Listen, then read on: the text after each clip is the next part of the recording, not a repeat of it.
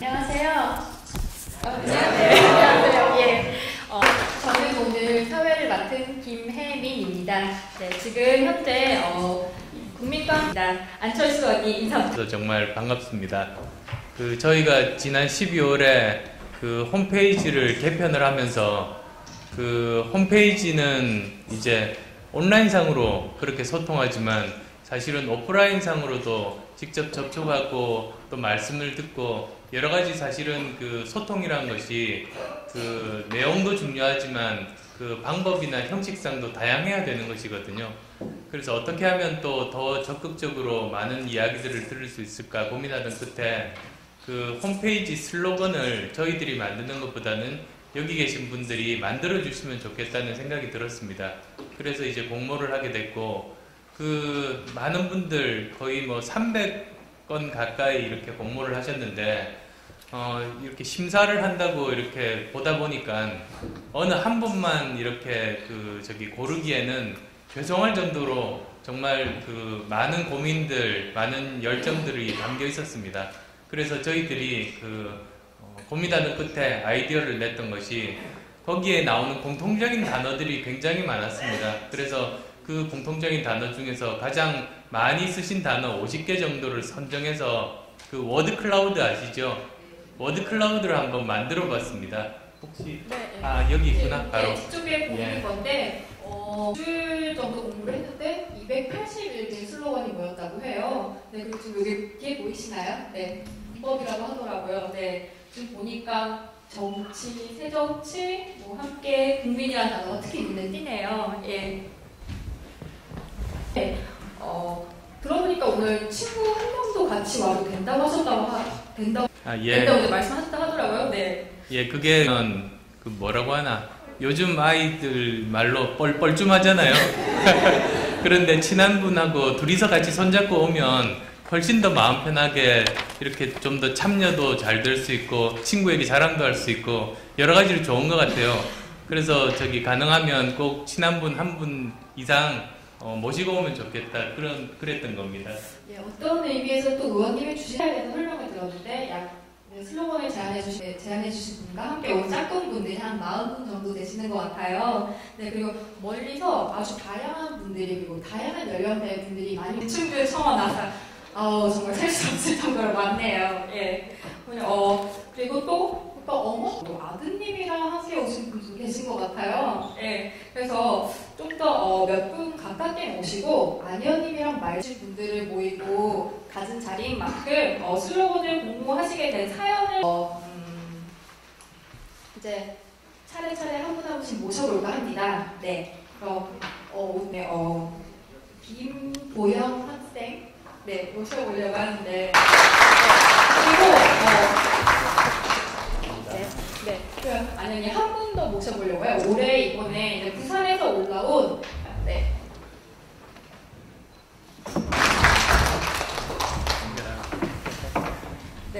이 학생들이 지금도 이제 먼저 간단히 자기 소개랑 어떻게 어떤 계기로 공부해야 되지 그리고 또 안현님께 드리고 싶은 말씀 하실래요? 서로 미는데요?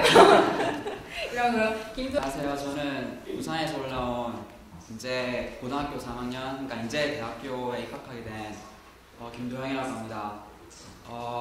제가 안현님께 제안 드렸던 슬로건은 대한민국을 앞으로였어요. 그게 우선 앞으로라는 단어가 다양성이 있다고 생각을 했어요. 그래서 안현님의 새정치가 추구하는 것이 곧 대한민국 앞으로 가는 것이라는 것과 함께 앞으로라는 단어가 의미하는 게 약간 진보이긴 하지만 동시에 선진이기로 해서 보수와 진보를 아우를 수 있다 생각했고 무엇보다 우선 대한민국 국민보다 바랄 만한 것이 대한민국 앞으로잖아요. 그래서 대한민국 국민 모두가 원할 수 있는 그런 슬로건을 동시에 또 안현님의 리더십도 것 같아서 그러한 슬로건을 제안하게 되었습니다. 앞으로 같이 꼭 일어나 주시길 바라겠습니다. 되신다고 들었습니다.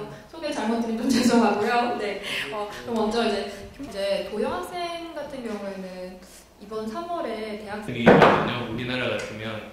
그런데 그 길이라는 게 어떤 회사에 취직하는 것이 아니라 어떤 일을 하는가라고 보면 우리나라에서는 거의 한 10,000가지 정도 이제 그런 직업이 있는데 10,000개를 다 경험할 수는 없으니까 보통은 그냥 자기가 선입견을 가지고 이런 일들은 나한테 맞을 거야. 앞으로 이런 일을 할 거야.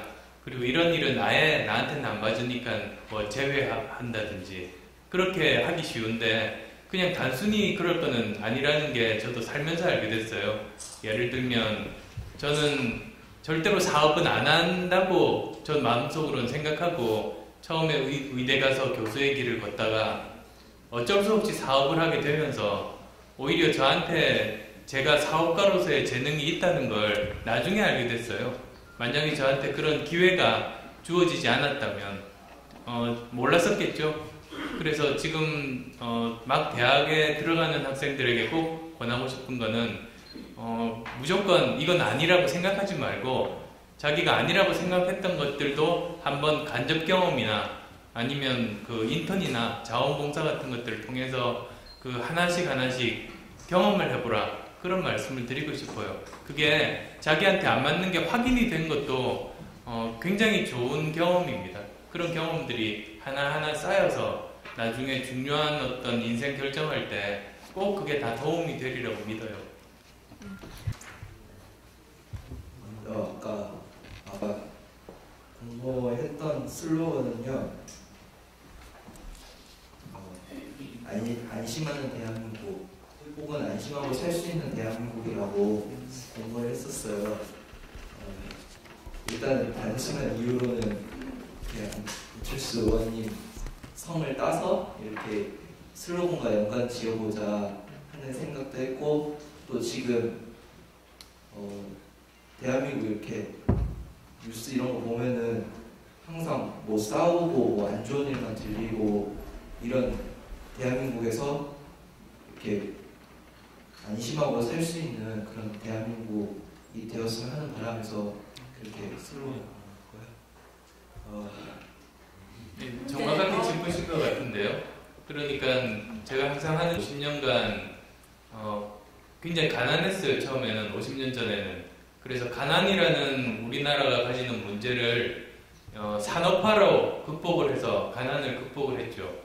그 다음에 우리가 닥친 문제가 이제 자유에 대한 그 갈구였는데 그걸 민주화로 극복했어요.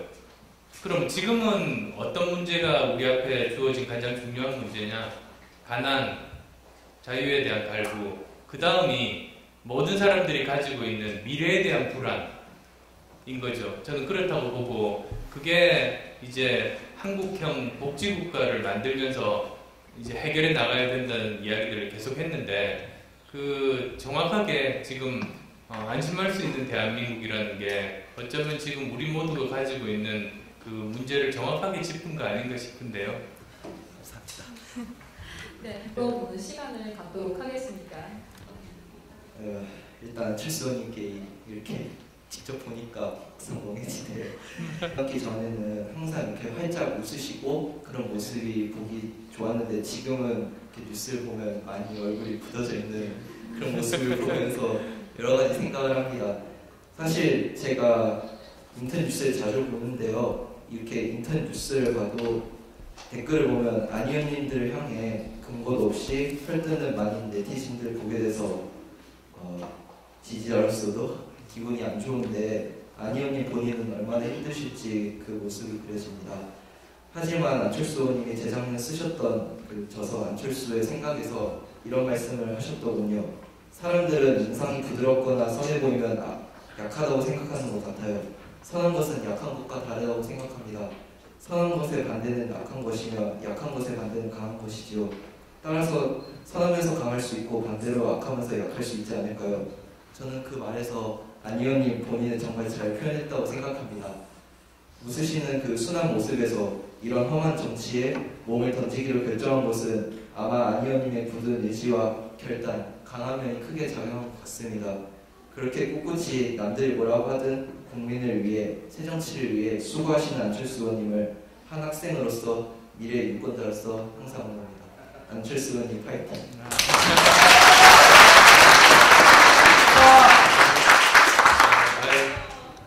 저도 많이 듣습니다. 어떤 분을 만났더니 아니 왜 입술이 안 튀어나왔냐고 그러시는 거예요. 그래서 그 뭐 정치 쪽이 이제 되다 보니 그 예전에는 사실은 그 대학 교수 시절에 또는 회사 사장 시절에는 그 잘 나온 사진들 그나마 그 저기 골라서 많이 이렇게 실어주시고는 했었는데요. 이제 정치 쪽으로 오니까 좀 괴상한 사진들을 많이 골라서 그래서 저는 입술도 안 튀어나오고 이상하게 뭐 저기 얼굴이 굳어져 있는 때보다 오히려 저기 웃을 때가 더 많습니다. 사실은 뭐 예를 들면 어제 이제 그 야당 대표와 두 사람이서 만날 때 그 저기 뭐 야권 연대에 대해서 기자들이 질문을 하길래 이제 저 상대편 이제 그 김한길 대표는 이제 그런 이야기 안 할 거라고 정색하고 말씀하셨는데 저는 뭐 저기 연대 이야기만 하면 부대분들 섭섭하다고 실없는 이야기도 하고 여전히 저는 뭐 정치로 와도 크게 사람이 달라지진 않았습니다. 그 표정도 그렇게 달라지지는 않았는데 아마도 이제 그 뭐 사진의 선택에 관련된 그런 문제들이 많은 것 같다는 그런 생각들도 하고 또 뭐 그것뿐만 아니라 뭐 댓글도 있고는 한데요. 그 다 이렇게 겸허하게 받아들이고 그 사람들마다 다 의견 다르지 않습니까? 그게 민주주의 아니겠습니까? 그래서 뭐 비판하시는 분들 나름대로 다 그 생각들이 있으신 분들이니까 아마도 좀 더 그 좋은 모습들 또 이제 그 사실은 제가 일일이 다 설명을 안 하는 편입니다. 그래서도 또 오해들이 많으신 것 같은데 굉장히 긴 기간 동안 일관성이 있는 모습들을 보이면 오해들도 저는 풀리리라고 마음 편하게 생각하는 뭐 그렇게 살고 있습니다. 사실과는 좀 다른 네 시간이 와버렸네요. 네, 감사합니다. 두 분 다 너무 좋은 말씀 해주셨고 어떤 풀리려고 하니까 이게 다 시간이 와버리네요. 네, 네,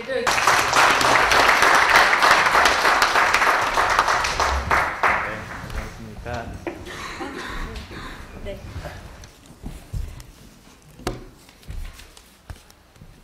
하시는지요? 예. 전 10동. 제 지역입니다. 예, 그렇습니다. 예. 작년 4월 그 국회의원 보궐선거 때 지역구이기 때문에 여러분 만나 뵐 수 있었습니다. 만나 뵀다는 말씀 자체가 물론 악수하고 하시는 말씀을 들었을 뿐이지 개인적으로 만나 뵈고 감히 이럴 수 있는 위치는 아니었습니다. 그때 저는 인간 안철수를 판단할 수 있었습니다. 첫째로 진실된 사람이다 옆에서 봤을 때, 그 다음에 약속은 꼭 지키겠다. 그 다음에 내 편 가르지 않고 좌우 진보 보수 이념에 갱사되지 않고 균형 잡힌 합리적인 정치를 할 수 있겠다. 그 다음에 이때까지 이력으로 봐서 믿을 수 있겠다. 또 그간의 그 재단 설립 출연 등 그간의 활동을 봐서 국민을 위한 정치를 할 수 있겠다. 이러한 판단으로 4월 달에 처음 옆에서 보고 안철수 지지자가 됐습니다. 이제 이왕 나왔으니까 안 의원님한테 부탁드리고 싶은 말씀은 여러분들도 마찬가지라고 생각합니다. 또 국민들도 마찬가지라고 생각합니다. 부디 과거의 정치인들하고 틀리게 지금까지 말씀하고 약속하신 새 정치를 초심을 절대 잃지 마십시오. 그리고 또한 버리지 마십시오. 그리고 어떤 난관이 오더라도 정진하십시오. 그리고 이기십시오. 지금 민주당의 나이 많은 노회한 모 의원이라든지 하는 얘기들 보면 안철수는 무슨 백장현이 무슨 경험이 없는 뭐 그 얘기하는 거 저도 댓글도 한 번씩 달고 그러는데 그거는 과거의 썩은 정치에서 당신이 정치 구단이라고 생각하는 잘못된 공식이다. 설수 현상. 그러니까 당신이 언제 물러나야 될지 그것만 생각하라. 그런 식으로 그런 적도 있습니다. 그래서 정진하십시오. 이기십시오. 이겨야 됩니다. 지면 안 됩니다. 승자가 승이지 패자는 악입니다. 그리고 여러분 맞습니까? 진심이면 통하십시오. 그때까지 지지하고 동참하겠습니다. 여러분 감사합니다. 그리고 연대 자꾸 했으면 여러분들 계속 좀 했으면 좋겠어요. 그리고 제가 그 나이 조금 들은 사람 여러 가지 정치적인 이야기를 하는데 진짜 그 연대하면 안 됩니다. 이번에는 그야말로 시쳇말로 깨지더라도 확실히 한번 싸워보십시오. 그 부탁입니다. 정말 너무 문화로서하신 것 같아요. 네. 직접 편지까지 작성해서 오셨는데 의원님 그리고 이제 회사 경영자 교수 한 다음에 지금의 이제 정치를 하고 있습니다만 항상 그 직업을 이제 다른 직업으로 바뀔 때 항상 생각해 봤습니다. 그런데 그때마다 이제 저 나름대로 어떤 것들을 이루었는지는 모르겠습니다만 한 가지 분명한 것은 초심을 잃지 않았었습니다.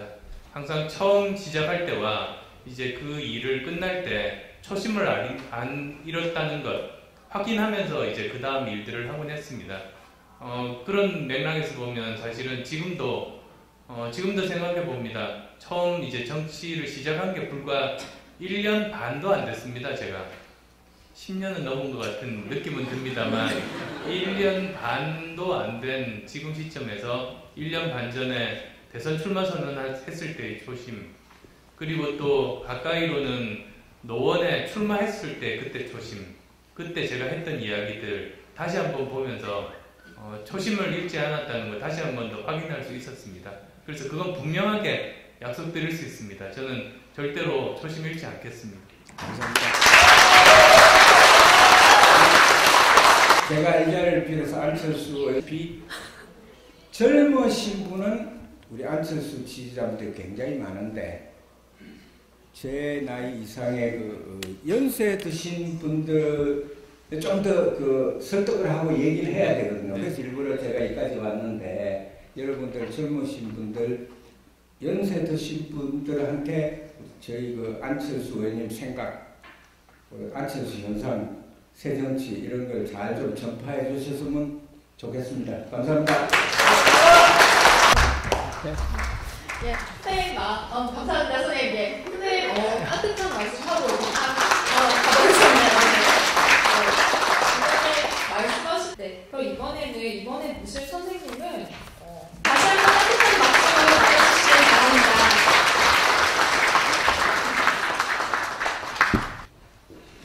네, 안녕하세요. 네, 반갑습니다.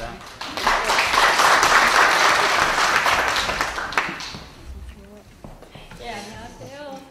네, 아이들 다 아버님한테 맡기고 오셨다. 육아랑 보육이라는 게 참 힘든 얘기들이네요. 네, 먼저 간단히 자기소개랑 부탁드려요. 이 IT 쪽에 근무를 하고 저도 IT에서 근무를 조금 하다가 여러 회사를 거쳐서 직장생활 쭉 결혼 후에는 계속 육아에만 지금 전념하고 있는데요. 원래는 여기 제가 안 올라오겠다 했었거든요. 근데 이제 뵙고 싶어서 애들을 맡기고 여기까지 오니까 또 더 가까이 돼서 뵙고 싶은 마음이 또 드네요. 근데 지금 그 무상 지원, 보육 지원이 이제 한 2, 3년 된 것 같아요. 근데 저희 애가 3살 그 겨울부터, 그러니까 4살부터 그 적용을 받아서 지금 가게에 굉장히 도움이 많이 되고 있어요. 근데 제가 어린이집을 그 둘째가 태어나면서 첫째를 3살부터 보냈는데 3살 때 보낼 때는 지원이 없었고 그 그때는 거의 최저생계비 정도의 그 가정에만 그 지원했었기 때문에 저희는 해당 사항이 없었고 4살부터 지원을 받으면서 제가 총 3번의 어린이집을 옮겼어요. 1년 사이에요? 아니죠. 그러니까 3살, 4살, 5살 지금까지 계속 다른 네, 어린이집을 계속 다녔거든요. 그러니까 그렇게 된 이제 제 개인적인 사연도 있고 또 제 주위에 육아를 담당하고 있고 아니면 휴직에 들어가서 육아를 또 하고 있는 그런 주위에 이제 같은 주부들을 많이 보면은 그 지원을 받음으로써 굉장히 가게에 도움이 많이 됩니다. 하지만 보육의 질이나 그 교육의 질이 갈수록 떨어진다는 말은 다 공통적으로 하고 있거든요. 그리고 제가 재취업을 하려고 여러 번 시도를 해봤는데 여러 가지 개인적인 여건 이렇게 여건들이 맞아주지 않아요. 그래서 어린이집에 보낸다 하더라도 조부모가 아이를 봐주지 않으면 현실적으로 그건 좀 힘들어요. 그리고 제가 아이 돌봄이라는 그런 또 여성가족부에서 하고 있는 서비스를 또 이용을 해봤는데 그 서비스를 이용을 하더라도 아침 7시, 8시부터 밤 7시, 8시까지 그 애들을 이렇게 다른 사람에게 맡긴다는 거, 가족 이외에 누군가에게 맡긴다는 것은 또 그 모르는 사람이 우리 집안에, 우리 집 가정 내에서 우리 아이를 보고 있다는 그런 것도 굉장히 부담스럽고 어떤 그러니까 믿고 안 믿고의 관계를 떠나서 그 현실적으로는 내가 제 개인적으로는 지금 지방에서 대학교를 나오고 서울에서 직장생활을 하고 지금 서울에는 친척이 한 명도 없어요. 그러니까 애들을 맡길 수 있는 곳이 없죠. 그러니까 애들이 아플 때는 도저히 내가 직장을 못 나가겠다 이런 걸 계속 포기를 해왔거든요. 근데 그런 서비스가 있어도 제가 너무 내가 예민하다 그런 주위에서 말을 많이 듣긴 하지만 내 아이를 포기하고 내가 돈을 찾아서 나가. 제가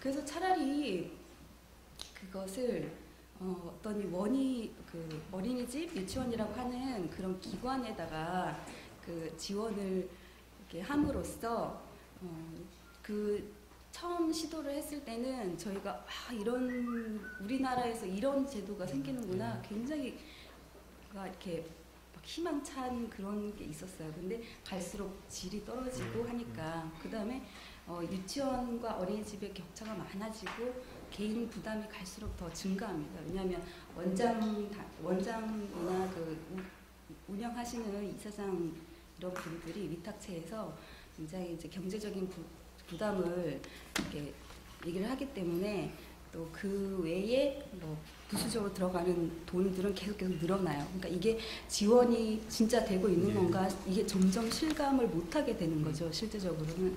그래서 이게 그렇게 기관에다가 지원을 하는 것이 진짜 이게 맞는 것인가. 차라리 집안에서 보육을 할 수 있도록 그 각 가정으로 지원을 그냥 단일화시키는 것이 제 개인적으로는 그게 더 낫지 않은가. 그러니까 현실적으로 느껴지는 게 점점 그 고마움이 자꾸 사그라진다는 거죠. 현실적으로는 제가 이게 재취업이라든지 뭔가 이렇게 돌파구를 찾을 수 있는 뭐라고 해야 되나요? 적극성이라든지 진취성이 점점점 사라져요. 제가 있는 동대문구, 얘기를 해버렸네. 동대문구에 살고 있는데요.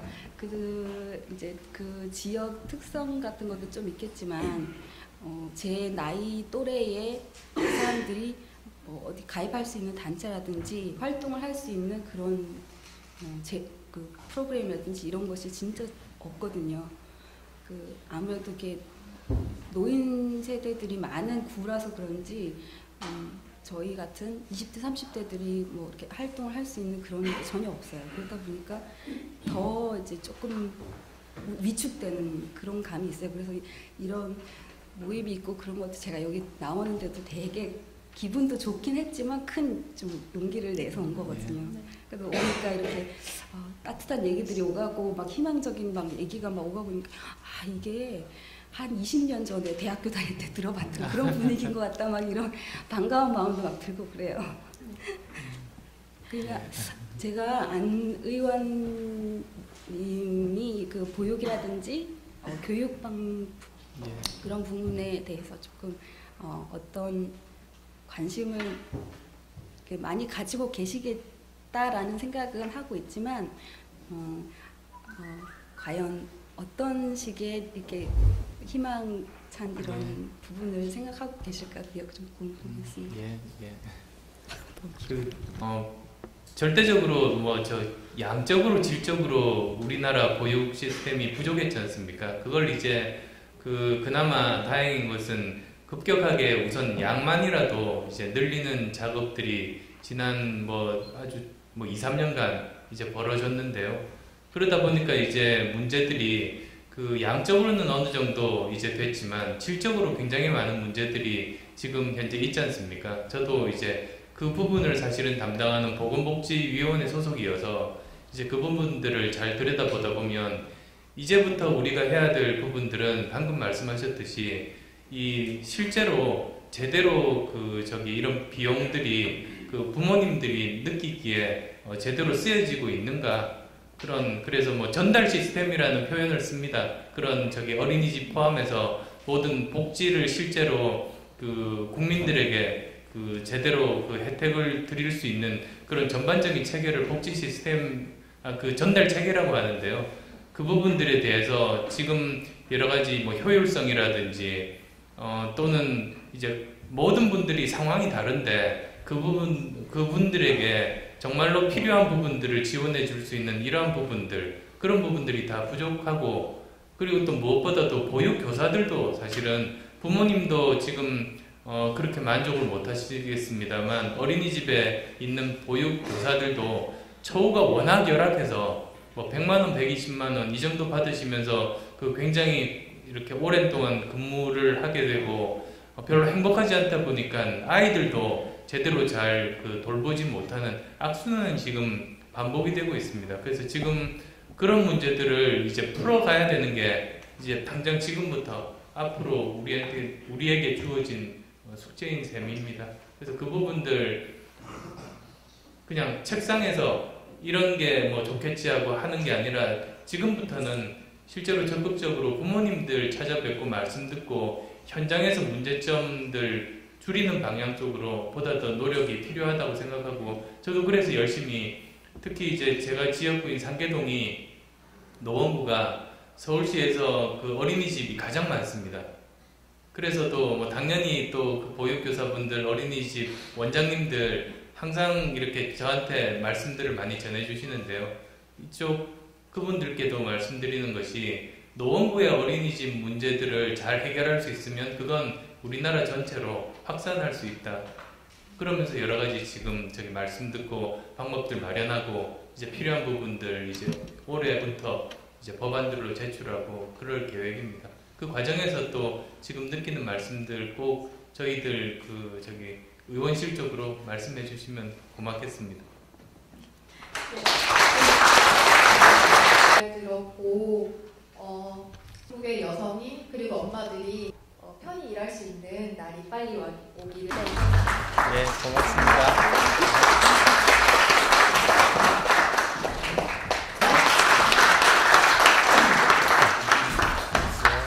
고맙습니다.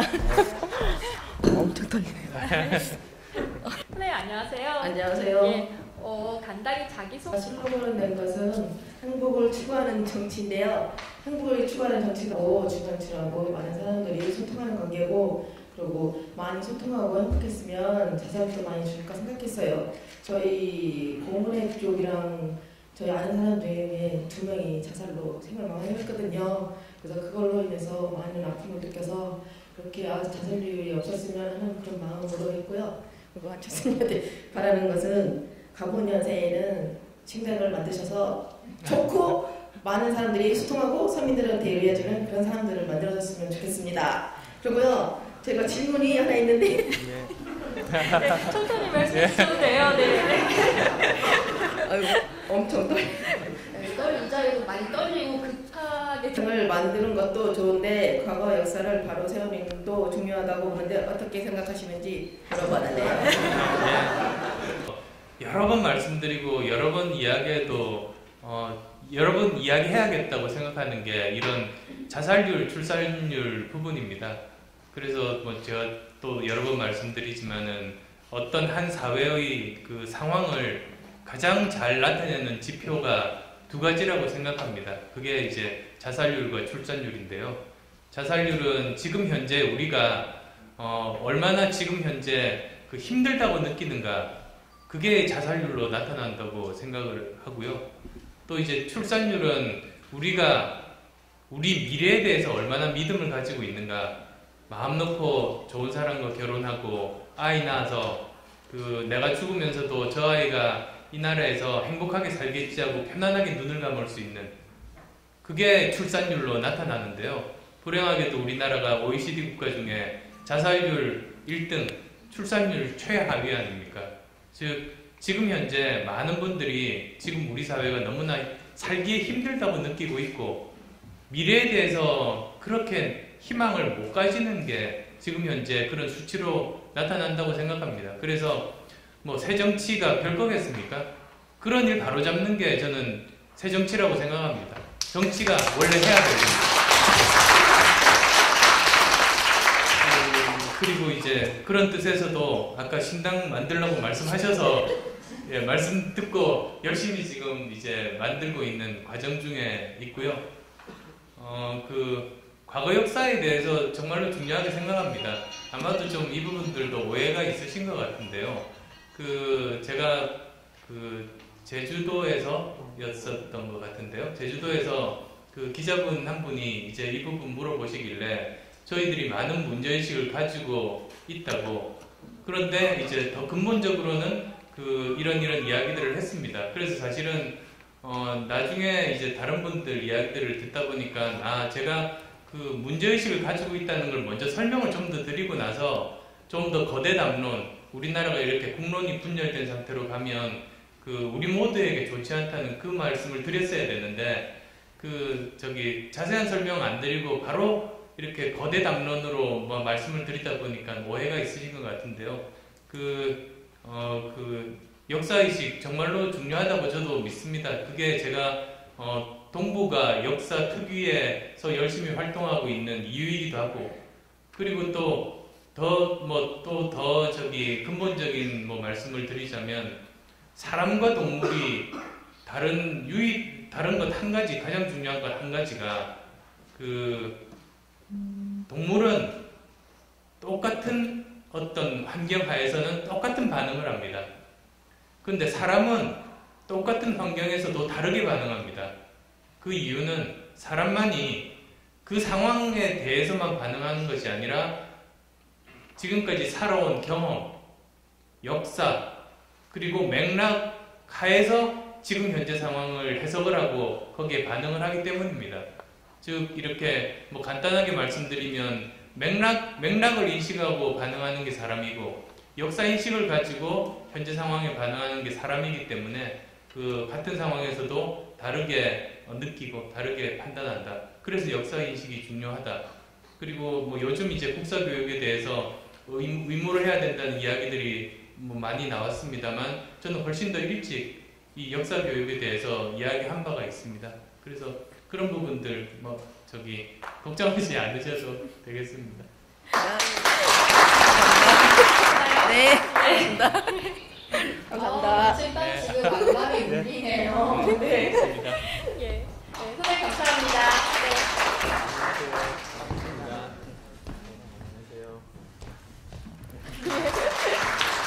네, 편지를 준비해 오셨다고 해요. 편지는 거 이메일로. 여기 편지가 읽어드리겠습니다. 시대가 부른 이를 직접 만난다고 하니 설레입니다.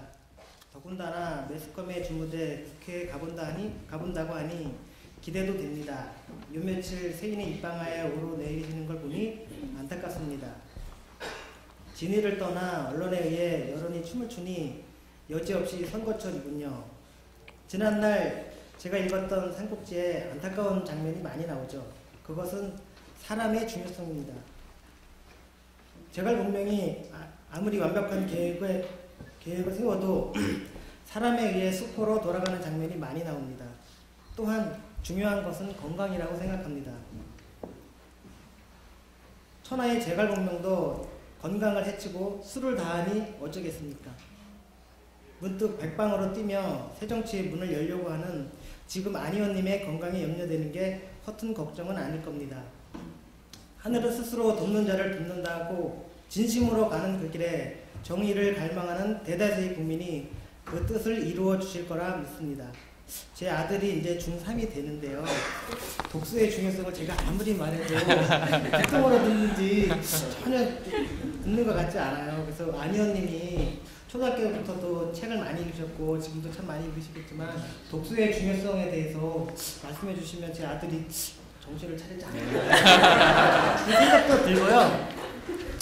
제가 안희원님을 이제 지지하게 된 거는 다른 정치인들은 자기들이 이제 무언가를 해주겠다고 국민들한테 무언가를 해주겠다고 이런 장밋빛 공약만을 많이 말씀하시잖아요. 근데 우리 안희원님은 처음에 정치를 하시기 전에 안철수의 생각을 보면 사회 문제점을 아주 요목조목 다 파악을 하고 계세요. 그리고 거기에 대한 전문가 수준은 아니겠지만 제가 못해도 그래요. 근데 대부분 답을 갖고 계시더라고요. 그래서 안희원님을 지지하게 되더라도 그 책에 있는 그 기본적인 정신만 버리지 않으신다면 국민들이 모두 지지하실 거라 믿습니다. 또 제가 안타까운 게 있는데요. 이 언론의 중요성이라고 봅니다. 제가 고등학교 1학년 때부터 신문을 주로 많이 봤어요. 근데 그게 이제 정치를 알게 되는 이제 도움이 많이 되고요. 특히 그때는 민주화 운동이 많이 벌어졌던 시기거든요. 근데 그때 한겨레가 처음으로 이제 초판이 발행되는 그런 해직 기자들에 의해서 만들어진 한겨레 신문이잖아요. 그때 처음 줄 서서 그거를 이제 살려고 그랬던 기억도 지금 새록새록 납니다. 왜 제가 이 말을 하냐면요. 요즘 언론에서 우리 안희원님이 말씀 하나 하시는 것마다 다 뻥튀기를 해가지고 진실을 말을 해줘야 되는데 자기들이 만들어내는 거예요. 유리하게. 방송에 유리하도록, 시청률이 유리하도록 자꾸 만들어내는 거예요. 그러니까 저희가 저 같은 경우에는 지금 안타까움을 알고 있죠.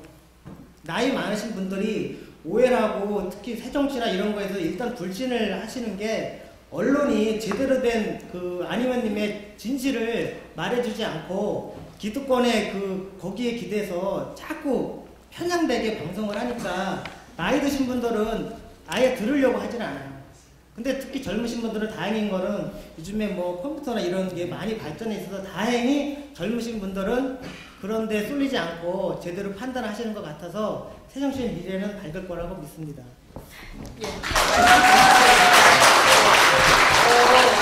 이제 독서를 안 한다, 책을 안 읽는다에 대해 별로 읽고 싶은 생각이 없는 아이 내보고 딴 생각하고 그러면서 이렇게 조금씩 멀어지는 거 아닌가 생각하는데요. 그래서 그런 것보다는 저는 책 추천해달라고 하시는 분들이 계시면 항상 드리는 말씀이 제가 추천하는 책보다 아이가 읽고 싶어하는 책을 먼저 사서 주는 게 그게 훨씬 더 아이한테는 더 좋은 거라고 그런 뜻의 말씀을 드립니다. 그래서 뭐 제가 잘 듣는 비유 중에 하나가 제 친구가 고등학교 때 참고서 고를 때 자기는 그냥 뭐라고 합니까? 내용보다 더 중요한 게 종이랍니다.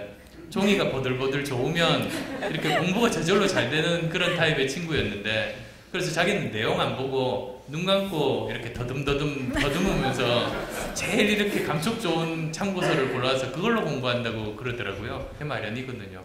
그래서 마찬가지로 아이 입장에도 그냥 손잡고 서점에 가서 너 원하는 책 한 권 사줄 테니까 이렇게 풀어놓으시면 그러면 뭐 이렇게 보다가 저 책 한 권 읽고 싶다고 하면 그게 무슨 내용이든 처음에 접해서 읽다 보면 조금씩 이렇게 익숙해지고 좀 더 다른 분야에 관심을 가지고 그렇게 되는 것 같습니다. 시간이 좀 걸리는 것 같아요, 아무래도.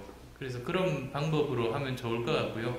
뭐 더 근본적으로는 사실은 책이 좋은 것이 책 한 권을 이제 쓰려면 보통은 몇 년 정도 열심히 살면서 생각하면서 그 내용을 나름대로 저자들이 정성스럽게 써서 책 한 권이 완성이 됩니다.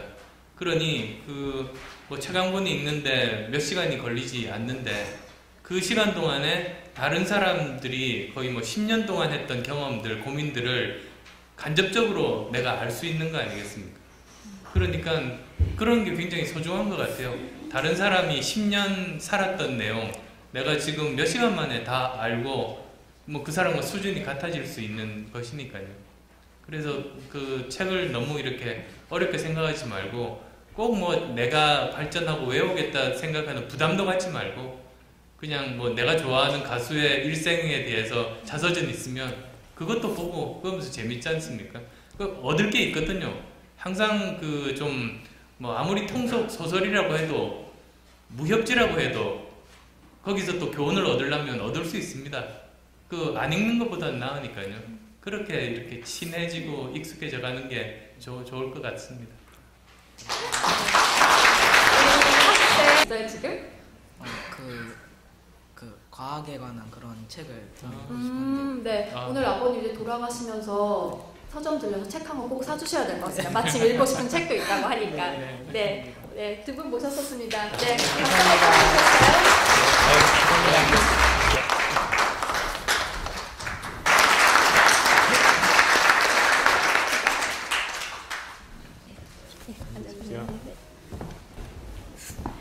네, 우리 송단이 자기 소개해 주시겠어요? 그리고 오늘 어떻게 오시게 되었는지. 새내기입니다. 네. 축하합니다. 축하드립니다. 네, 제가 듣기로 좀 대학을 늦게 들어가시는데, 네. 네. 그리고 오늘 마침 또 편지도 준비해 오셨다고 들었거든요.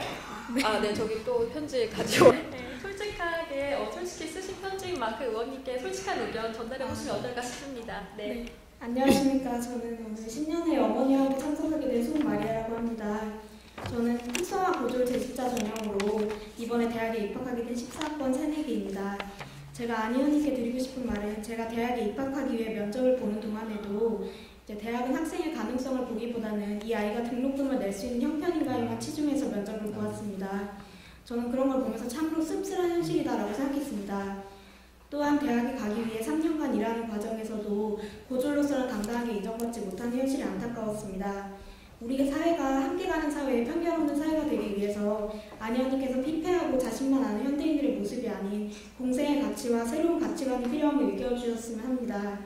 또한 저희 어머니께서 노년이 되어서도 활발하게 경제활동을 할 수 있는 사회가 되었으면 합니다. 저희 어머님은 안희연님의 적극적인 지지자는 아니지만 이번 10년회를 계기로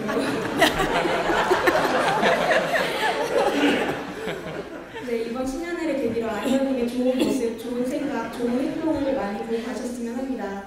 저는 안철수 의원님께서 국민들에게 지금 그리고 앞으로도 사랑받는 정치인이 되셨으면 좋겠고 또한 국민들로부터 찬사와 질타 모두를 달게 받아낼 줄 아는 그런 정치인이 되셨으면 좋겠습니다. 감사합니다.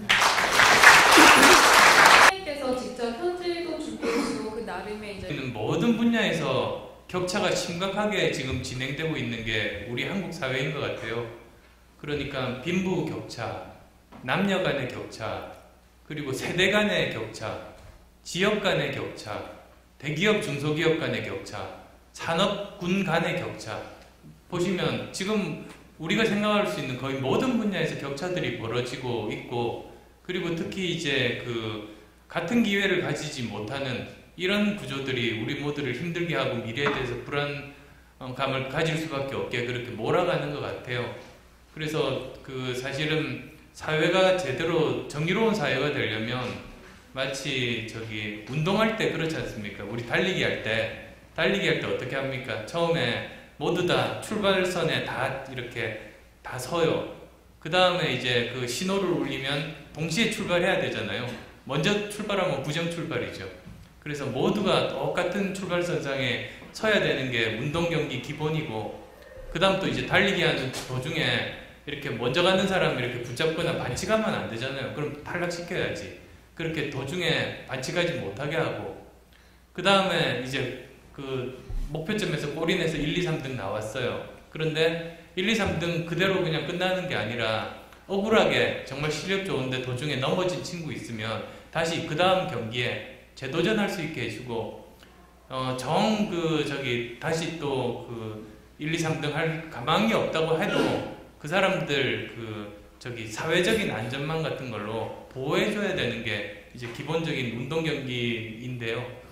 저는 사회도 마찬가지 같아요. 사회도 먼저 모든 사람들에게 기회, 특히 우리 사회 같으면 교육 기회가 저는 모든 기회 중에서 가장 기본인 것 같습니다.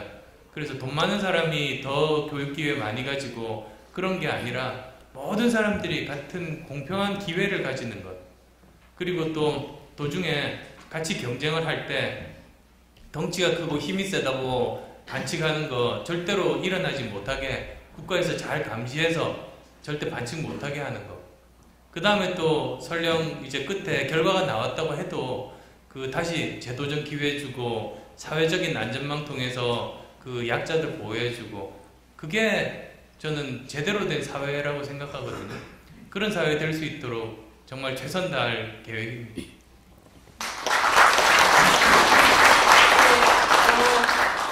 의원님 말씀해 주셨고 다시 한번 대학 입학 축하드리고요. 즐거운 대학생. 네. 한번 해주시겠어요?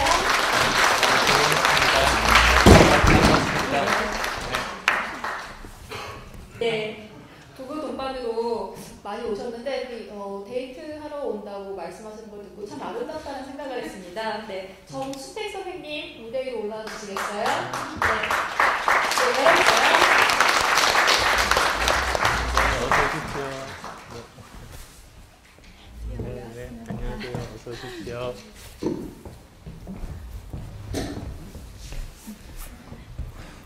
네.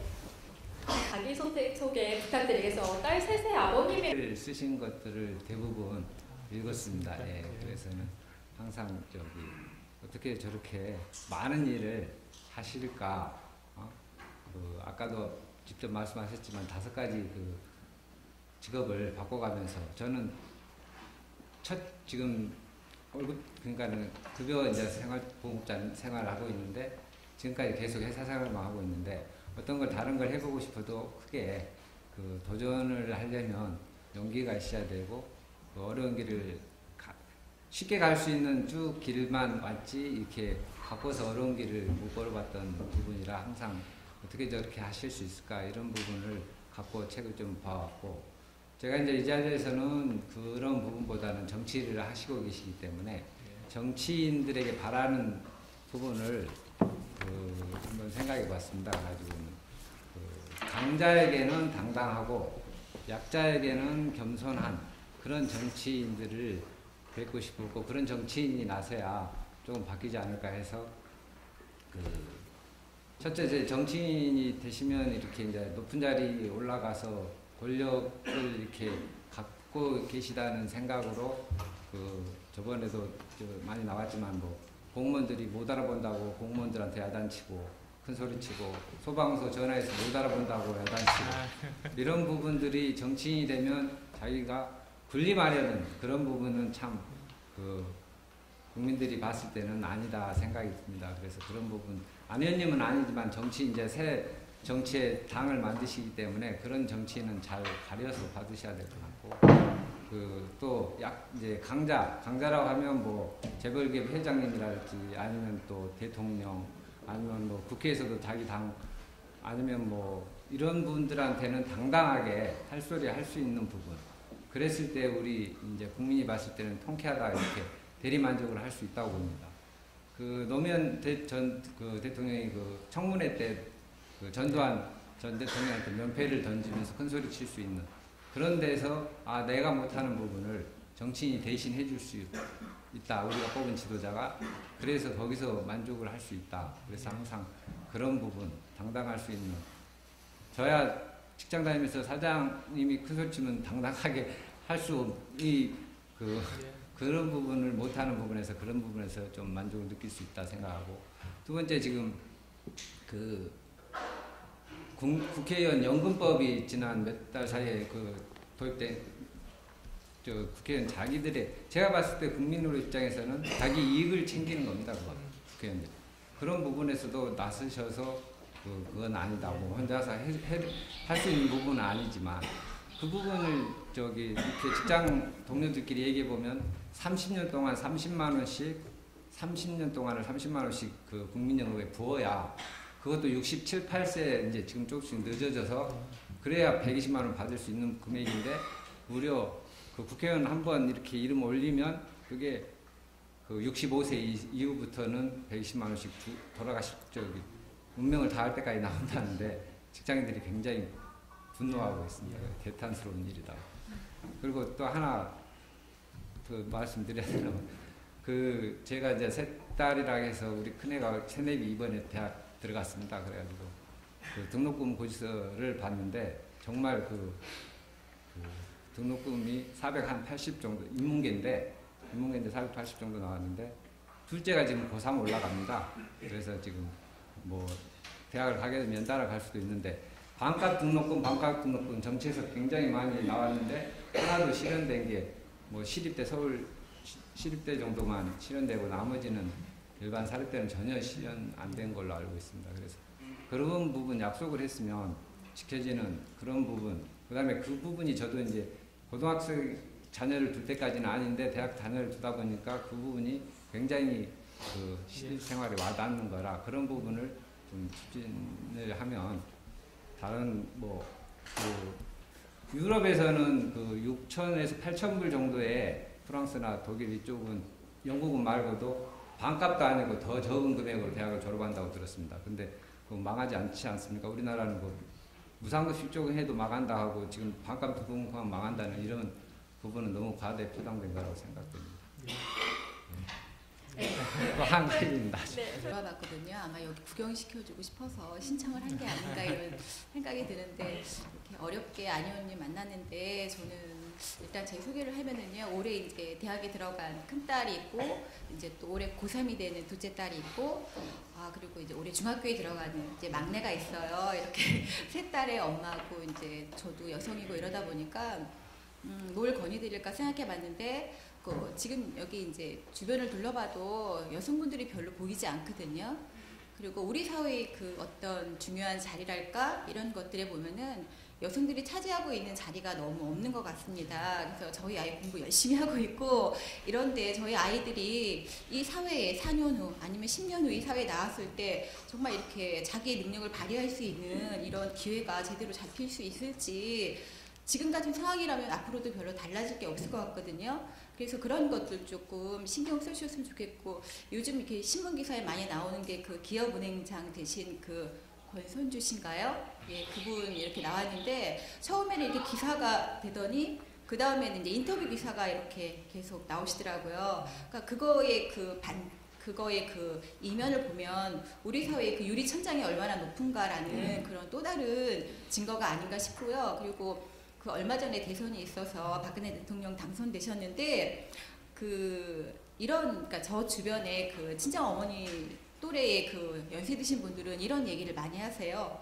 그래 여자도 대통령 한번 해봐야지 이런 이야기를 많이 하시는데 그런 만큼 우리 사회에서 여성들이 그 갖고 있는 어떤 그 반감이랄까요? 박탈감 이런 것들이 굉장히 심한 것 같습니다. 그러니까 요즘 대학생들이 졸업한 뒤에 취직이 안 된다고 아우성이고 아이들 너무 힘들어하고 이런 모습도 많이 봤는데요. 또 저희 아이들 같은 경우는 또 여성이라는 또 다른 굴레에 또 씌워져가지고 자기의 어떤 그 능력이나 기회가 발휘되지 않는 이런 게 많아서요. 좀 제도적으로 이런 것들이 좀 바뀔 수 있는 그런 사회가 됐으면 좋겠고요. 민주주의라는 게 사실 모두에게 공평한 기회가 가는 게 민주주의 아닐까요? 그러니까 저는 정치가 뭔지 잘 모릅니다. 하지만 예, 정말 민주주의 사회로 나가는 그런 길은 그 모두에게 공평한 기회 줄 수 있는 거 그리고 우리 사회의 그 절반이 여성이잖아요. 이런 것들이 정말 바뀌는 사회가 됐을 때 제대로 된 그 대한민국이 되지 않을까 저는 이렇게 믿습니다. 감사합니다. 예, 항상 명심하고 실천하고 그러겠습니다. 회사할 때 사장이었지만 이렇게 했고 정치하면서도 그대로 그렇게 하겠다는 약속 드리겠습니다. 국회의원 연금법 관련해서는 이제 계속 지속적으로 해야 된다는 그런 생각들을 가지고 있고요. 반값 등록금 포함해서 이제 정치에서의 약속 문제인 것 같은데요. 워낙 이제 지난 한 해 동안 그 대선 공약을 지키느냐 못 지키느냐 그런 이슈들이 많았지 않습니까? 그래서 아마도 당장은 가깝게는 이번 6월 지방선거부터 어떤 후보들이 공약을 이제 할 텐데요. 그게 과연 실현 가능하냐? 그리고 또 그 사람이 저 약속을 지킬 그런 사람이겠는가? 그런 걸로 국민들이 더 엄중하게 쳐다볼 거라고 봅니다. 그래서 앞으로 선거는 많이 달라지지 않을까. 그래서 점점 이제 약속 지키지 않는 사람에게는 국민들이 심판하면 이런 것들은 정치인들은 지킬 수밖에 없고 꼭 그렇게 돼야 된다고 저도 믿고 국민들도 그런 마음으로 이제 투표하셨으면 하는 그런 바람이고요. 이제 지금 현재 굉장히 여성 인력들이 오히려 요즘 이제 젊은 사람들 보면 남성을 보호해야지만 겨우 생존할 수 있는 거 아닌가 싶을 정도로 각 분야에서 여성들의 활약들이 참 대단하지 않습니까? 근데 이제 정부 입장에서 보면 두 가지로 접근을 해야 되는 것 같습니다. 우선은 성인지 예산제라는 게 있습니다. 그게 무슨 뜻이냐면 이런 겁니다. 국가에서 공중 화장실을 지을 때 보통 그전에는 별 생각 없이 예산을 50대 50에서 똑같은 숫자로 지었습니다. 근데 사실은 실제로 사용 시간이라든지 빈도들 따져보면 여성 화장실이 더 많아야 그게 더 정상인 거거든요. 그래서 그냥 물리적으로 남자 여자에 해당해서 50대 50 예산을 배정하는 게 올바른 게 아니고 실제로 결과적으로 50대 50 예산을 하다 보면 남성에게 더 혜택이 가는 그런 결과가 나옵니다. 그래서 미리 예산이 미칠 결과까지 봐서 결과가 남녀가 정말로 평등하게 그런 결과를 나타낼 수 있도록 미리 예산을 조정하는 것. 그게 이제 성인지 예산제고 전 세계적으로 몇 나라 없습니다. 근데 이제 그것부터 해서 지금 현재 제도는 있지만 실제로 잘 시행은 안 됩니다. 제가 지난번 국감 때 그래서 그거 따져 물었고 최소한 이제 제가 맡고 있는 보건복지위부터 그런 쪽으로 계속 바로 잡아가려고 지금 노력하고 있는데요. 그런 부분들이 이제 국가 예산에 제대로 전반적으로 다 제대로 도입이 되는 게 꼭 필요하고요. 그 다음에 또 아까 유리천장 말씀도 하셨습니다만 저희가 국감 때 이렇게 한 부서 나온 사람들이 이제 좀 고위직 사람들이 있는데 여성이 한 사람도 없는 것도 있습니다. 그래서 그런 부분들에 대해서는 제가 아니라 다른 의원분들도 관심이 많으셔서 올해는 이렇지만 내년에는 꼭 몇 분이라도 여성분들이 있어야 된다고 야단도 치고 지금 그러고 있는데 그런 것들을 통해서 하나하나 이렇게 바뀌어지지 않을까 믿고 아마 저는 우리 사회가 답답한 측면도 있지만 한번 변화하기 시작하면 그 변화 속도는 세계 1위인 것 같습니다. 그래서 이렇게 바뀌기까지가 시동 걸기까지가 어렵지 한번 그런 흐름이 물꼬를 트면 굉장히 빠른 속도로 바뀌지 않을까. 그리고 거기에 조그만 역할이라도 정말 열심히 해보려는 그런 마음으로 하겠습니다. 얘기를 듣다 느꼈는데 의원님께서도 굉장히 크게 담아주었던 말씀이 많으셨던 것 같아요. 네, 두 분 오늘 이렇게 올라와 주셔서 감사드립니다.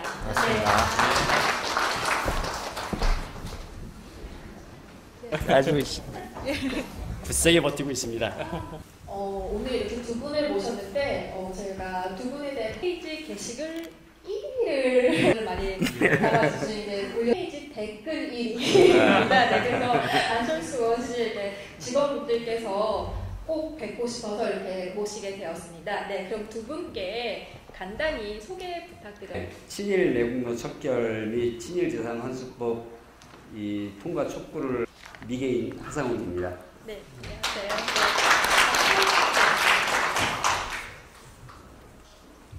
네, 안녕하십니까. 저는 부산에서 온 박소원이라고 합니다. 새정치하고는 좀 거리가 먼 사교육에 종사하고 있습니다. 네. 하지만 제가 하는 사교육은 뭔가 새정치를 닮아가려고 애를 쓰는 중입니다. 어떻게 방금 제가 처음 소개 때 말씀드린 적극적으로 활동을 하시는지 선물하겠습니다. 구하셨으면 제가 사인 받아 가서 간직하려고 했는데 안 구하셨으면 아니요 이거 제가 선물로 드리겠습니다. 그런데 허심탄회하게 새 시대를 함께 그려갑니다. 자 안경이 벗기 그리시 때문에 지난 님을 평탄한 삶에서 고난의 길로 불러낸 것이 미안하기도 해서 네 알겠더군요. 굳이 하지 않아도 되는 걸 해내겠다고 나서준 님의 사명감이 느껴지더군요. 사명감이 아니고서야 이 험난한 길로 접어들 수 없다는 걸 누구보다 잘 알겠더군요. 그래서 전 가만히 있을 수가 없었습니다. 견고하게 자리 잡은 묵은 틀을 그리고 헤쳐가야 할 가시밭길을 협파하는 것을 님에게만 맡길 수 없다고 생각하게 됐죠. 내 주제에 과연 뭘 할 수 있을까? 하지만 이내 결심을 하고 대들었어요. 우리 시대의 가장 뿌리 깊은 문제인 친일 매국노 문제 해결에 뛰어들어 불쏘시개 역할을 해보자고. 바로 현수막을 만들어 걸고 지난 6월 11일부터 1인 시위를 시작했습니다. 1000만 명 서명을 목표로. 불가능할 것이라고 왜 굳이 네가 나서야 하느냐고 염려를 해주시는 분들도 많았지만 오늘도 저는 저를 불태우고 있습니다. 안 될 것이라고 불가능하다고 꼭 해내야 할 것임을 알면서도 아무도 하지 않는 것이기에 바로 내가 할 일이다라고 생각했어요. 님께서 아무도 못 해내온 그러나 꼭 해내야 할 새정치에 뛰어든 것과 같아요. 불가능하다고 워낙 뿌리 깊이 고착된 구시대적 이데올로기인지라 극복하지 못할 것이라는 생각들을 하고들이 있지만 그래서 내가 해내야 한다고 님이 나선 것처럼 저도 나서서 하고 있는데 참 많은 시련이 닥치더군요. 관공서, 기관 그리고 주변에 친일 매국노 세력들과 그 주구들로부터 쉴 새 없이 시달림을 받고 있지만 그리고 처음엔 사실 겁도 났었지만 지금은 하루하루가 즐겁기만 합니다. 단 한 사람에게라도 그 실상을 알리고 극복 의지를 갖자고 권유하고 서명에 동참시킴으로써 잠자고 있던 의지를 불러일으키는 일이 참 뿌듯하군요. 님께서도 지금 그런 심정일 것이라고 생각됩니다. 잘못된 것을 지적했을 뿐인데도 온갖 말도 안 되는 협작으로 공격을 해오고 뭣도 모르고 그들에게 동조하는 국민들의 모습을 보는 것이 절망스러우면서도 내가 하는 이 일이 옳다는 걸 알기에 오히려 고난이 닥칠수록 뿌듯해지지 않던가요? 목숨을 걸고 투쟁을 하시던 민주열사나 독립군의 심정이 피부로 느껴지진 않던가요? 네. 님은 지금 전세계 역사를 통틀어서도 유일무이하다 할 수 있는 과업을 수행하고 있는 것입니다. 자부심 갖고 매진하셔도 절대 후회하지 않으실 겁니다. 이전에 수많은 독립투사와 민주열사들이 그랬던 것처럼 지금까지 해오신 것만으로도 님은 위대하다 할 수 있지만 천심은 온몸으로 빚을 갚으라고 명하고 있습니다. 이 못난 사람을 일깨 오셨으니 끝까지 멘토로 남아주세요. 저도 죽는 그 순간까지 친일파들로 인한 병폐를 극복해내자고 제 나름대로 최선을 다해서 호소해 가겠습니다. 미처 깨닫지 못했을 수도 있지만 막상 뛰어들어 보니 친일파들의 문제가 얼마나 심각한지 아시겠죠? 두려워 말고 그것들을 극복해내겠다고 천명해 주십시오. 전 혼자서도 하고 있습니다. 그 문제만 풀어낼 수 있다면 우리나라의 사회적 병폐는 대부분 저절로 풀릴 것이라 생각지 않으시는지요? 지난한 일이란 걸 모르지 않지만 함께 해달라고 목숨을 걸고라도 하려고만 한다면 할 수 있다고 요구하는 것은 님의 진심과 사명감을 그리고 능력을 믿기 때문입니다. 혹시 새정치 안에도 떳떳하지만은 않은 분들이 계실 줄 압니다만 양심 고백하시고 털어버리십시오. 그러지 않고 그냥 은폐하고 가려다가 아무것도 못하고 얼굴에 먹칠만 하고 말 수도 있습니다. 제가 주장하는 친일 매국노 척결이 친일 매국노들과 그 후손들을 다 잡아들여서 죽이잔 말이 아니란 건 아시겠죠? 시인하고 사죄하고 환한한 연후에 진심으로 백의정분하는 자세로 나라 발전에 기여하는 모습을 보여야 한다는 것입니다. 어느 분이 양심 고백을 하고 사죄하는 마음으로 매일 길거리 청소를 하시는 분이 있다는 걸 아시는지 모르겠네요. 네, 짐작하시겠고 이미 많은 경험을 하시겠지만 험난하기만 할 겁니다. 하지만 저처럼 님에게 감사해하고 미안해야 하는 분들이 적지 않다는 것은 그들 역시 사명감은 느끼고 있으면서도 차마 나서지 못했던 것인데 님이 나서줌으로써 비로소 동기를 부여받게 되고 동참하고 싶어 한다는 것입니다. 그분들이 큰 힘이 돼줄 것이라는 것을 기억해 주세요. 제가 방금 전에 허간 원인 이유입니다. 물론 아직도 두려워하며 주춤거리고 있는 분들이 더 많은 것도 사실이지만 님께서 흔들리지 않고 지금의 초심을 유지해 가준다면 머지않아 막강한 힘들이 되어줄 것입니다. 기득권층들의 끝없는 의회 공작에 님의 의지를 꺾어버리려 길을 쓰겠지만 국민들을 믿으시고 절대로 믿으시고 절대 굴하지 말고 일로 매진해 주세요. 우리 후손들에게까지 이어져 언젠가 시 타고르의 예언처럼 동방의 등불이 되어 지구촌을 이끄는 나라가 될 수 있도록 매진해 봅시다. 그동안 저들 일제에 의해 1세기가 넘도록 짓밟혀만 온 민족적 자긍심을 일깨우는 역할을 꼭 완수해 주세요. 성장 일변도에 빈익빈 부익부를 심화시킬 뿐이 이 몹쓸 정치 물꼬를 바로잡아 주세요. 제발 서둘지만 마시고 차근차근 우리 민족의 자긍심을 일깨워 주시고 잠자고 있는 잠재력을 일깨우는 바른 정치 문화를 이루어 주세요. 지금의 하드웨어적 정치론 만날 이유일 수밖에 없다는 걸 모르지 않으시죠? 우린 한강의 기적을 이뤄낸 대단한 민족입니다.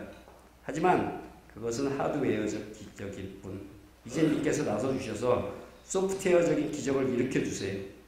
국민들만 믿으십시오. 님은 할 수 있습니다. 그래야 우리 민족은 지도자적 위치를 차지할 수 있고 자손만대에 이르기까지 번영을 누리며 행복할 수 있을 것입니다. 이 자리에 참석하신 분들께서도 나라에게 안철수 의원에게 뭐든 많이 해달라고 요구하는 대신 나라와 안철수를 위해 우리가 할 수 있는 일이 뭐가 있을까 찾아다니는 자세를 가져주실 것을 당부드리고 싶습니다. 감사합니다. 너무 길어서 드리겠습니다. 예. 어떻게 이렇게 열심히 활동하시게 되었습니다. 근데 여기 계신 분들이 다 그렇겠지만 새정치에 관심을 가지는 사람이라면 당연히 홈페이지는 매일 방문해야 하고 그리고 관련되는 방송은 모니터링을 부지런히 해야 하고 그리고 거리낌 없이 제안도 해야 하고 따라서 슬로건 제안의 일은 아주 일상적인 자연적인 일이기 때문에 왜 제안했느냐고 관계자께서 물으셔서 제가 별로 답변 드릴 내용이 없을 정도로 일상적인 일이고 의무라고 생각합니다. 그리고 제가 마치 미개인님은 처음 이렇게 뵀는데 제가 이렇게 맨 마지막에 이렇게 얘기하게 될 것도 몰랐고 또 1인당 5분의 시간이 제한되는가도 미처 알지 못했습니다. 근데 이제 제가 부산에서 어제 올라왔고 청평사는 우리 예쁜 친구 화가 집에 이제 놀러 가서 사실은 그 바깥 분과 밤새도록 술을 했던 까닭에 오늘 아침에 광화문에서 다리를 좀 삐었습니다. 저의 지금 신체 상황은 혈중 알코올이 좀 과다한데 제가 이러다가 좀 실수를 하지 않을까 해서 광화문 교보문고에서 급하게 편지를 적었습니다. 비교적 맑은 정신으로 적어봤는데 조금 오바를 하더라도 격려의 박수 부탁드립니다. 안철수 의원님, 맷집 키우시느라 피투성이가 되고 고통스러워 견딜 수 없을 만큼 아프더라도 국민이 활짝 웃고 대한민국이 활짝 웃을 그날을 떠올리며 국민 앞에서는 더욱 활짝 웃으시라고 감히 청해봅니다. 많이 웃으셔야 국민들이 안심하는 까닭에 그러합니다.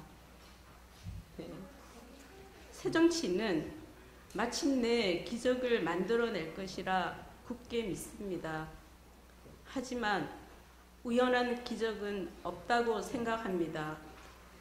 새정치의 기적을 이루어낼 순결한 동력들이 모여 상처받고도 부서지지 않는 그 어떤 억압에도 굴하지 않는 고귀한 투쟁들이 계속되어야 할 것입니다. 고귀한 투쟁은 책임감과 정의감 그리고 진심으로 채워진 안철수표 뚜벅뚜벅의 힘에서 배우고 익히렵니다. 그 힘들이 흩어지지 않고 한 곳으로 모이고 모여 드디어 대한민국이 새 옷을 갈아입기 시작했음을 떨리는 마음으로 바라봅니다. 벗어야 할 옷들이 너무 많은 탓에 갈아입을 시간이 꽤 많이 걸리겠지만 새 옷이 구겨지지 않고 곱디 곱게 입혀질 때까지 끝까지 함께 하겠습니다. 그리하여 갈등이 만들어낸 균열의 자리에는 화합이 만들어낸 안정된 사회 질서가 세워지기를 소망합니다.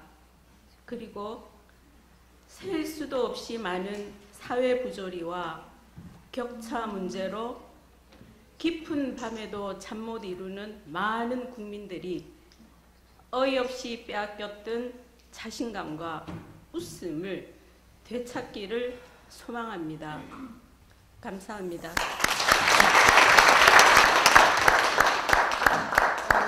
괜찮습니다. 네. 홈페이지에 꼭 반드시 남겨주시길 바랍니다. 네. 네. 일어날까요? 네. 게시판에도 가시. 의원님, 이거는 김미경 교수님께 예. 네. 저희 쪽에 그런 네. 오해하실까 이게 제 책이긴 하지만 꼭 모신 분들은 여기까지고요. 지금 상당히 생각보다 시간이 많이 지났네요. 네, 모시고 이야기를 나누다 보니 꼭 함께 해주셨어요. 아, 좋죠. 네, 의원님께 그 있어요. 그다음에 작년 얼마 안 남았잖아요. 그러니까 10년. 한반도가 통일될 수 있도록 취해 주시기 바라겠습니다. 저는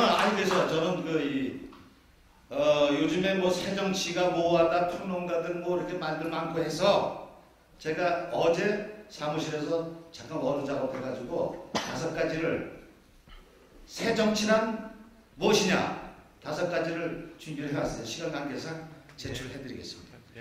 저는 뭐 말을 할 거는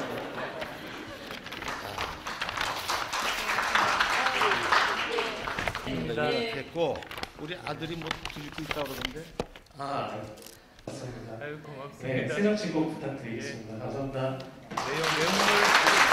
네, 고맙습니다. 예, 정말 100분 토론 같은 이제 100분 정도 이제 정말 짧은 시간입니다.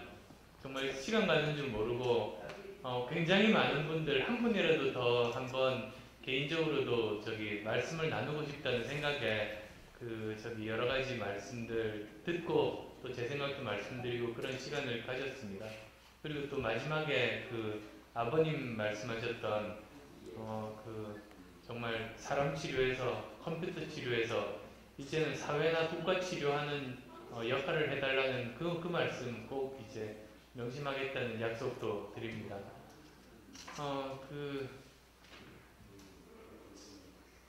오바마 미국 대통령이 재선할 때 이제 가장 최근입니다. 그때 빅데이터로 이제 선거를 치렀다는 그런 말들이 있지 않습니까? 근데 보통 이제 뭐 빅데이터 하면 좀 IT 전문가들이나 하고 나랑은 상관없는 그런 걸로 생각하시기도 쉽습니다. 뭔가 뭐 엄청난 기술에 엄청난 자본에 뭐 그런 것들이 엄청난 전문성이 있어야 그런 일을 할 거라고 생각하는데요. 사실은 꼭 그런 건 아닙니다.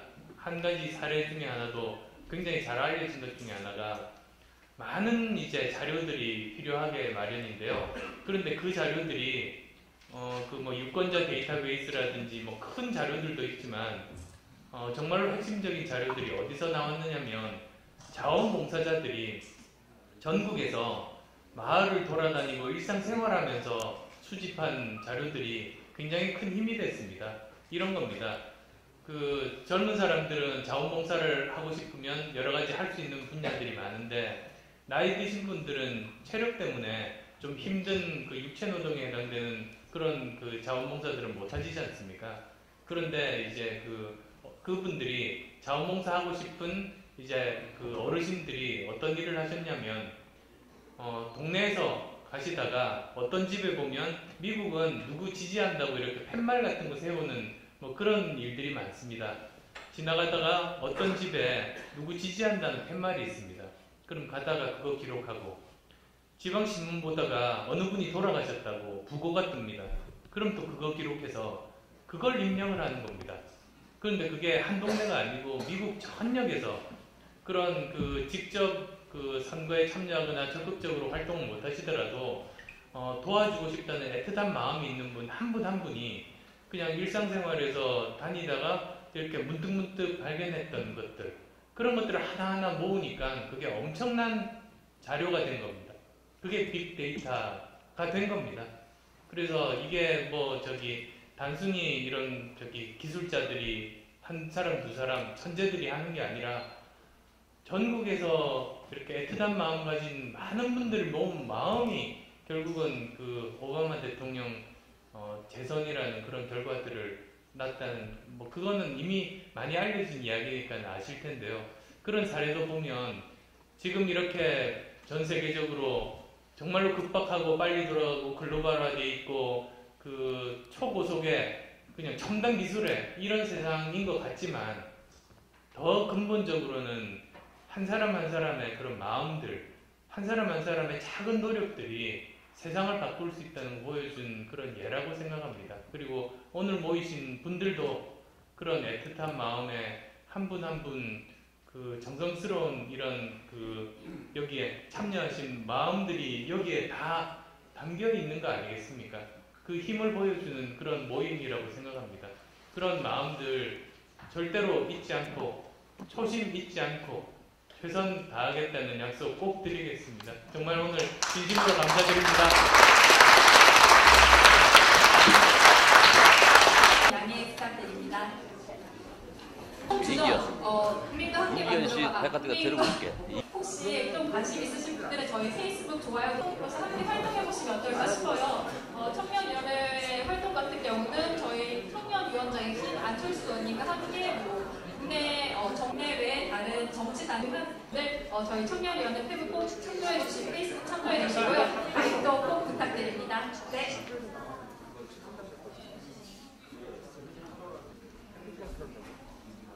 아니 따로 진짜 본다.